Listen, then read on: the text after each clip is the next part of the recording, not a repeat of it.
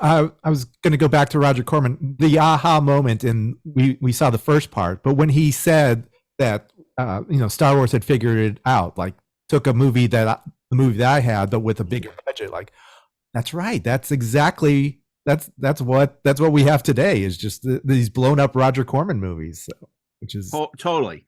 I yeah mean, that's what basically everybody's making Roger Corman movies, and that's why you start to see in the mid '80s, as he alludes to, he no longer is relevant because basically people are making Roger Corman people, and the people he would hire, it's like Scorsese, who's got to start with him, and Francis Ford Coppola, and Jack Nicholson. They're all making these huge movies, and then of course the genre movies are Roger Corman movies with much bigger budgets, and even the horror movies. But I think it was really interesting. You didn't see this episode. In the last episode, he talks about Slumber Party Massacre, and your first instinct is, oh geez, Slumber Party Man. But Amy Holden Jones directed that, and he talks about how at the time he said, there are all these men directing movies. He said there must be female directors who aren't getting a chance, and he was sort of one of the pioneering people who said, let's hire, because he had a lot of women in his company, and he's like, let's hire a woman to direct a slasher movie because it'll be interesting to do a movie that's not from the male gaze. Now, I don't think he used the expression male gaze, but he says basically it'd be interesting. And he's right. It's one of the more interesting horror movies. And of course, in that one, the women, as he says, solve their own problems rather than some guy coming in. And the original script had been like some guy comes and stops the slasher. And he basically changed it to like, oh, now, the women are going to solve the problem and stop the slasher, which is is terrific because anybody who knows the movies of that era, I mean, they were all basically made for guys, of a certain era to see basically, a bunch of gore and a bunch of sex and, like Friday 13th. And that was the year Friday 13th 3D, the beginning of the short-lived 3D boom of the early 80s. yeah Forgot about that one. yeah. I mean, did you consider yourself a geek, Holly? I mean, or did you know anyone who was into, who was thrilled about Mad Max, or who watched these movies? Did you have friends like that? I knew people. I did not consider myself a geek, but I think I was more of a poser. Like a cool kid, but probably more of a geek. But that was not my thing. I didn't see a lot of those movies like the Star Treks until, I saw Star Wars out of obligation, but Star Trek until I met my husband. And now I've seen them all, the episodes and the movies, multiple times.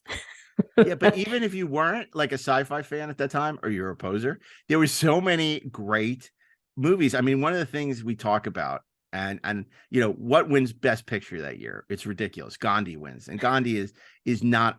It's not a great movie. It's one of those big bloated epics. It's okay, but something like The Verdict is phenomenal, and it doesn't win. Paul Newman doesn't even get the Oscar for Best Actor for that, and he's amazing in it, Paul Newman.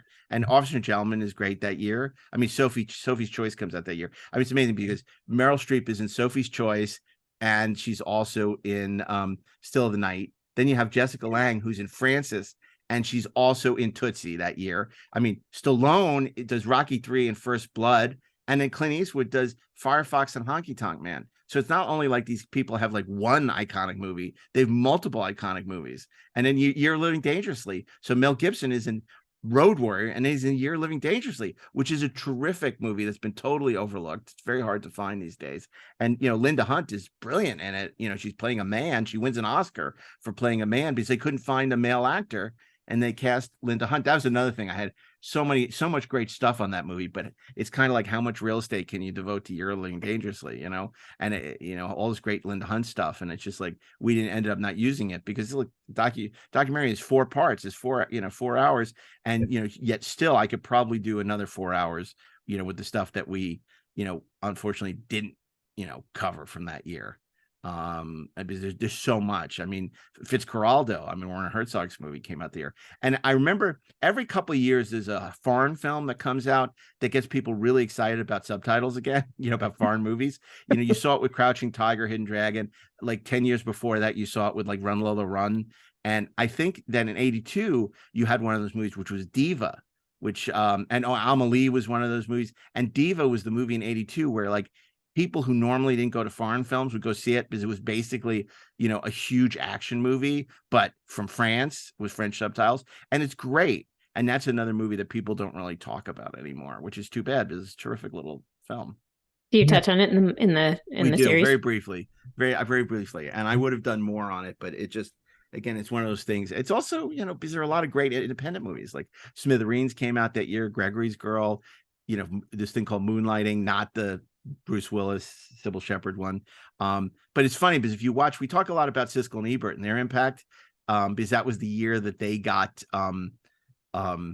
Tribune threw a bunch of money at them and put them in syndication because they'd been on PBS, but now they were in the big leagues and they became the most influential film critics in the country. And if you look at their, and I did, their best films of 82, I mean, what you see are not the films we talk about now. Moonlighting was one of them. Gregory's Girl, the Bill Forth type movie. Personal Best by Bob Town with Merrill Hemingway.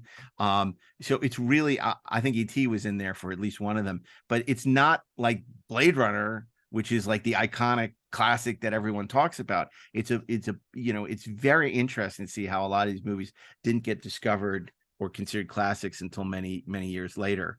And yeah, there are a bunch of movies on their list that, you know, I mean, I'd heard of them all, but, you know, not movies that are very much in the zeitgeist now, like Ladies and Gentlemen, The Fabulous Stains. I mean, a movie from that year I just loved that nobody talks about is Costa Gavras is Missing, and we give that a little love. And I just think, you know, it's kind of about the coup in Chile. They don't say it's Chile, but it is, and Pinochet. But it's a really great movie with John Shea and David Clennon, and I was glad to sort of show that some love because that was a movie I discovered back then that like no one was talking about, and it got nominated for Best Picture, but it didn't win. Gandhi